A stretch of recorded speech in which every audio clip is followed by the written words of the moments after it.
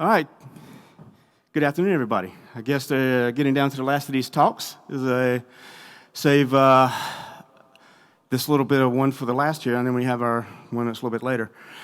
I would like to start off with just when I come down and Orlando asked me about doing this presentation, I sort of struggled a little bit trying to figure out what I was going to talk about for public safety diving, because a lot of people may or may not understand what it is, and some probably have a good grasp of what it is. But I just wanted to humanize it a little bit, and I wanted to personalize it a little bit and tell about my personal journey within public safety diving. I'm a captain with the City of Raleigh Fire Department, and I'm also an instructor trainer for international trainings, ERDI, SDI, TDI. You know, I've been around doing this for about 30-some years. Been with the City of Raleigh for 25. I got into diving. To understand my journey, I want to talk about how I got into public safety diving. It was kind of a little bit different. I was on a volunteer fire department, and I had a fire chief come up to me and said, "Hey, we've had a neighboring department formed a dive team. They don't have enough members. We're going to join up as a partnership. We want to develop a regional team. Are you interested?" And I went, "Hell yeah, I'm interested in this." You know, because I was young, I was looking for things that were exciting to do, and I just thought this would be something really, really cool. We were fortunate enough, we went through our open water training in August of 1993, so that was almost 30 years ago. We went through open water training, went through our advanced open water, went through a recreational rescue diver course. And we're very fortunate the dive shop that we hooked up with, the instructor actually had public safety diving experience. He has some military background. He had some really good foundational stuff. There was not really a good certification program in our region at the time, and he had developed one of his own. It was a regionally based training program. And so we started training together, and for the next year, I mean, it was like every other week we were training, doing a bunch of different things. And if it wasn't for my fire chief giving me that inspiration and also introducing me to a mentor that brought me further in this career, I never would have had the spark that set me on my journey in life to become a public safety professional. From there, I entered into many other avenues of technical rescue, from swiftwater rescue to boat operations trainings to a helicopter rescue technician, to where they just put you on a rope and throw you in the trees and everywhere else. So I had a wondrous career learning structural collapse as well throughout my career of doing a bunch of different technical rescue things. And these all come together and encompass into one amazing career, which I'm going probably to retire from in the next 3-4 years probably. So that's the really big part of how I got into public safety diving. And then that spark also ignited me that after about a couple of years, I said, hey, I want to really look at the dive master stuff. I want to look at becoming a public safety supervisor, and even put me on that path of becoming an instructor and later becoming an instructor trainer, because I had my love of being able to share my passion of service to others. And that's really what this comes down to is, sure, there's a lot of cool things we get to do as public safety people, but it also goes back to service of others. What are we giving back to our community, and where's that value at we find internally? Right? And so I look at this quote that I learned many years ago, and it's like, life can only be understood backwards, but we must live it forward. Right? So with reflection, we can look back and say, hey, these are the things that we've done. These are the lessons we learned, and how do we pay this forward? If we don't learn to pay this forward in our occupations, we're no different from the animals of the Kalahari out there fighting over that water supply in the middle of the desert. Right? So we got to learn how to apply that, all these safety lessons and everything else and all of these parts back out there. All right? So as I get into this, hopefully I can figure this thing out. All right? We have to understand what is public safety diving, and before we can really go down this journey. I would challenge that public safety divers are working divers. We are people who go out there and we are designed to do a job, whether we're a volunteer or we're paid to do that job. So we're out there looking for things that are missing. But what are the things that are missing? Is it a person? Is it artifacts? Is it whatever else it is? That's what we got to figure out what it is. And we got to look in, where are we diving into? We are diving into places that most people would never fathom they would want to jump into. Right? We're jumping into a pond that you can't see anything on that is full of animal waste products. It's in a cow pond. or a horse pond where the horses and everything else go and live and drop everything in there. Or we got the chemical runoffs from farming and everything else in these reservoirs, or these rivers that have all these heavy sediments and heavy metals in the bottom of it, right? So these are the environments we're diving into, right? And we got to understand those risks of those environments and understand how to protect ourselves. It does require some types of specialized training. So what I'd like to challenge everybody now is, if you're up to this game, and hear my whole challenge before you get started in this, is I want you to take out your cell phone, and I want you to cover your eyes, and I want you to throw it as far as you can go. And then I want you to look for it with your eyes closed around this whole place. How about your car keys? How about your credit card? Throw the credit cards forward, right? Throw those, and I guarantee you won't find them, all right? Please put your mother's maiden name on there, your address, and all that other stuff too, all right? But we have to receive specialized training in how to do this. Imagine crawling around in an environment where you can't see. A lot of you talked about public zero visibility diving already, but imagine trying to find all 200 plus bones in the human body that have been separated. I believe it was... earlier we talked about the plane crash where they had to remove some body remains out of those helicopters. They were using vacuums and everything. Imagine now having to do that with your hands. Feel around those environments. How do we methodically do what we need to do and guarantee success? And that's what we go through that specialized training. We also talk about specialized equipment. If we go back to this first picture here, looking at this ensemble wearing a dry suit, we got full face mask. This guy has something on called a dark water vision. It is an underwater IR device that allows you to see completely underwater. There's just weird stuff that is out there for us to use, and you've got to understand how to use all this equipment and still be methodical, right? Because what if this is a crime case and it's got to go to court, and you've got to be the one that's standing on stage and testify? So there's got to be methodology for this whole program. So who these people are, they're law enforcement, they're firefighters, they're EMS, they're lifeguards, it could be military, it could be a lot of other people who are performing this public safety function, as part of their job, or whether they're doing it as a volunteer. All right? So when we think about public safety diving in black water, one of the things most people talk about is, I don't want to do that because there's gotchas that are out there, I got an amusing story one night. We were searching for a guy who was running from law enforcement, and I'm sitting on the bank of the water, right?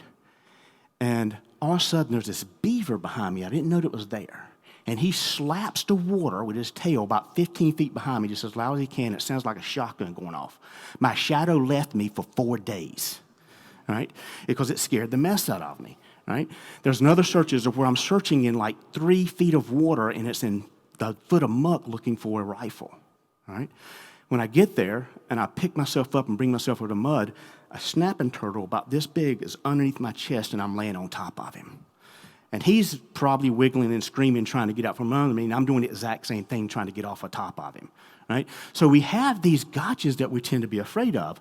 So when we're out there, we got to figure out, what are the gotchas that people are afraid of? They don't want to do our job. All right? So we're out there in the dark, and we're looking around, and we don't know what's there. And this, again, is what spooks a lot of people, that's the reason I don't want to do that job. I don't know what's there, right?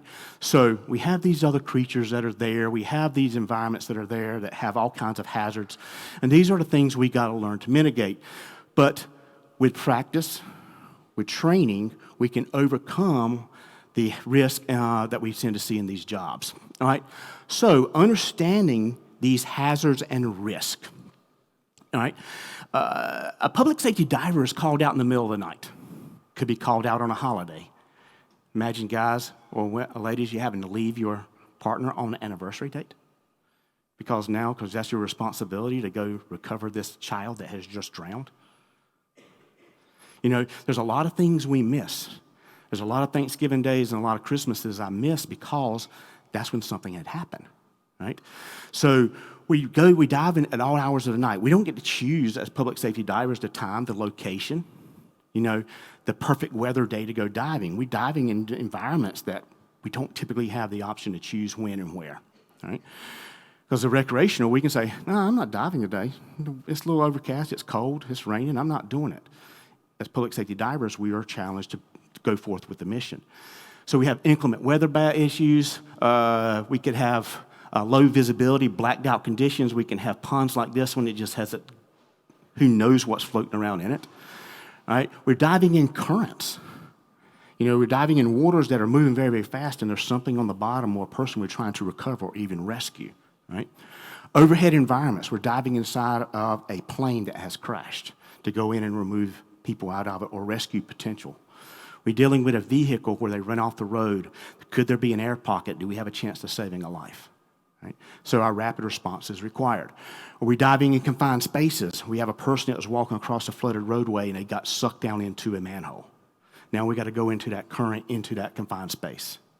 Those are high-risk environments that are low frequency. We don't run them enough to be really, really proficient at those skill sets from on-the-job experience. So therefore, we have to be able to practice those things in those environments. We have waters. There's probably hardly no water supply that doesn't have something in it. We've heard all these presentations this week, the last couple of days, about environmental pollution and some of these other things. But the waters we're diving in have chemicals. They have biological hazards, and we got to learn how to protect ourselves from those environments. We're crawling around in the bottom of a marina for all those heavy metals and paints and everything sitting that come off those ships for many years. Those are the kind of environments. Then, of course, we got the marine life. There are some marine life hazards, and there's some that spook us, but for the most part, they do stay away from us. But the biggest thing is we're trying to save a life, but we got to do it methodical, that be able to provide some type of chain of custody and make sure things will hold up in court if it is criminal in nature, right? So we've got to look back is how did public safety diving evolve, right? Basically, a bunch of us got together and formed a team and said, all right, let's go do it. Oh, John didn't make it back. Oh, well, let's not do that again. Right? We learn by trial and error. We learn by mistakes. And then those mistakes became, hey, let's develop a policy or procedure. And then those policies and procedures became regionalized. And then we started coming up with training standards. Then we came out with training agencies that try to facilitate this type of training. And a lot of diving in general evolved and developed this way, no different with public safety diving. So when we look at the training that's out there, we should make the training that is intense and physically demanding. Right? Because knowledge, skills, physical fitness, and judgment are all things that will make our diving operations successful. Right? We all, once in a while, do something that's crazy or stupid or things along those lines. Hopefully, we survive that situation. We don't do it again. We learn from that lesson. But we need to make sure that they are realistic in nature. It's not always diving in a pool somewhere. We need to dive in those environments. We don't always need to dive in the summer months because we have drownings in the winter months. So we have to be seasonal with everything we do. But here's the other side of it. We do have to try to base on, are there any regulations or standards that we need to or will be held accountable to in our business? So we have to look at those occupational regulations that may exist in any consensus-based standards, right? And one of the big ones we see in our industry, and I know we've heard it before at diving talks, is the normalization of deviancy. Sometimes I got away with something today and it became acceptable behavior. But tomorrow, that might be the acceptable behavior that got me in trouble, right? Because I didn't follow policies, I didn't follow the checklist like we've been talking about the last couple of days. We still have to do those exact same things as working divers, right? So we got to make sure we don't have that normalization of deviancy, right?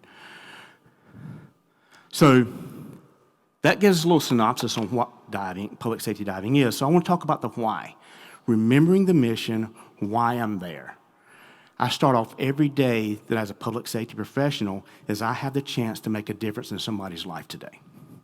If I can make a difference in somebody's life today, maybe they go home. That family finds closure, right, in some capacity or form. We do provide some type of jurisdictional information that maybe we do provide closure for a case that is coming up there, right? But it is a calling. It does take commitment because I mentioned about missing all those things that normally we would love to be there for, those ball games, those anniversaries and things, and we can miss those once in a while because of our job, right? So believing in something greater than yourself is why I'm personally here. Initially, I started off because it was exciting. It was something fun to do. I was going to get certified in scuba diving. I was going to get to go do things and see things. But eventually, as you get older and you mature, you realize that it is getting back to something, right? So the best way to find yourself is to lose yourself in the service of others, right? So the personal challenge is, I would love to issue everybody, is whether you're a diving instructor or you're a public safety diver or working diver, whatever, what did I do today to make a difference in somebody else's life? Is it influencing something about our community as divers? Is it doing something in our job to make a difference for somebody who's trying to find a loved one so hopefully they can be brought home? So personal challenge, try to make a difference every day, give back to our community, right? So here's a couple of lessons I just wanted to mention. This week is a weird anniversary for me. Obviously, October the 14th, 1991 is the day I became a firefighter, right, as a volunteer. So a couple of days from now, whatever that is, that'll be my anniversary for that. Today is a different anniversary for me, and it's something that I find very difficult to talk about. 2016, Hurricane Matthew hit North Carolina. Right? As a public safety professional, I was tasked to go out and perform water rescues. Me and my captain at the time, I was his lieutenant, we were assigned to a little small Zodiac raft type boat. It was an Achilles. And we were running out doing different types of rescues all day. After dinner time, we're getting ready to eat dinner, the bell hits, we have to take off. Ran did one rescue call, we had another rescue call, got people out of the water because water was flooding everywhere in North Carolina. Then we got dispatched to a place called Rose Lane. We get there and we see a guy about maybe 150 meters out there on the roadway hanging onto a tree limb. We decided to say, hey, we're going to, as a public safety guys, we're going to wait out there and get him. You know, we got this, right? We get out there and realize the water's moving way too fast. So now we decide to get in a boat. We take that boat out there, and through all kinds of things we did not know and did not was able to anticipate, we wound up in the middle of the night, the boat was flipped, washed off into the middle of the night, in the water trying to survive in a hurricane in water that was 14 foot above where it was normally dry ground. That's a very humbling experience as a public safety professional, because you got to question yourself, what didn't you know? Why did you wind up in that situation? I survived that night. How did I survive that night? And how can I pass those lessons on? And as a instructor trainer for ERDI, those are the things I love to pass on to my students, and that's where I found it as my calling going forward is these lessons, I have to pass them forward. Spring Lake in North Carolina had 2 kids walking out on ice. This is before I became a public safety diver. I was a water rescue tech. Neighboring department got dispatched out there. I'm watching these guys, these divers, this is some of my first inspiration, jump into the water, pull these 2 kids out. We start working CPR, we get both of them back, right? Both of them die within 6 months, right? Acapulco Lake. There's a quarry, 65 feet. We dive, we get the guy back. He dies 4 months later. Cardiac arrest, complications of water. Lexi. This was a very difficult one. We recovered this girl. We rescued her out of a vehicle upside down in a flooded ditch. We got her back. We tried to save that life. She lived for like almost a year, maybe not quite a year. Complications, secondary drowning complications. So close so many times, but we weren't successful. Those things like that take a toll on a public safety diver. That's something you have to remember, right? Over my career, I think it's been close to about 30-some kids pulled out of the water. Those are things you have to be able to deal with, the stress and the management, and that's the reason we lose so many people in our profession. But I have to remember, I am giving the family closure. I am giving that family something back that nobody else was able to give them, even though we do take personal tolls ourselves. Father's Day weekend was a unique one for me. It was on Falls Lake. We had this family that their father fell out of the boat and drowned on the boat. The family asked us for a special, we knew it was going to be recovered. The family asked us for a special request. So we paused our search and rescue operation and allowed this family to come down and do some type of prayer, religious offerings on the water, something that I was not socially or I didn't understand, right? It was not from my culture. But allowing that family to do what they needed for their closure also imprinted something on me personally, that I need to remember why we are there, and it is for the family. The same thing when you look at some of these other ones. The Apache helicopter that crashed, 2 soldiers lost their life. We brought those family service members back home. because of what we were able to do that day, right? And there's just so many more examples, and I know I'm running out of time here. Aid and justice. The Homeland Security case was a child pornography case that we were able to find the evidence that sent those people to jail, right, in a water environment. And that made us feel so good that we was able to take something and get rid of those people that were doing this bad thing, right? So what's the cost? It takes time away from your family. It is physically demanding, mentally stressful, emotionally draining. I think it's worth it because, again, at the end of the day, service to others is why I'm here. But we got to take care of ourselves, and that's what I'm preaching to public safety divers today is take care of yourself. We have to do some type of stress debriefing. Public safety, I shared some stories with some people over the last couple of days. We have some weird tendencies to how we de-stress, and sometimes they're not socially acceptable, but we do what we can to de-stress and get rid of some of that problems we have, and just got to realize we can't take it, we don't want to take it home. So a couple of final thoughts here. As public safety divers, we have the opportunity to make a positive impact of lives of those we're called to serve. Those people don't understand what it takes to do our job, so sometimes we have to educate them why we haven't found their son or their daughter yet. And they got to understand our mythology here. So we got to take those few minutes, listen to the family, also explain our mythology to those people. And a good friend of mine said this, Tony, said, everything in life we choose to do often brings sacrifice in one form or another. I don't regret any of these sacrifices. I believe my service and my service to others brings something to the victims of the tragedies in which we respond daily. And that's a motto that I like to push on to all of our public safety divers. So again, remember, if we don't pass on the lessons learned, we're no different from the animals of the Kalahari, right? We're just fighting over everything. So question yourself, what drives you to do the things you do, and can we make a difference in other people's lives? Right?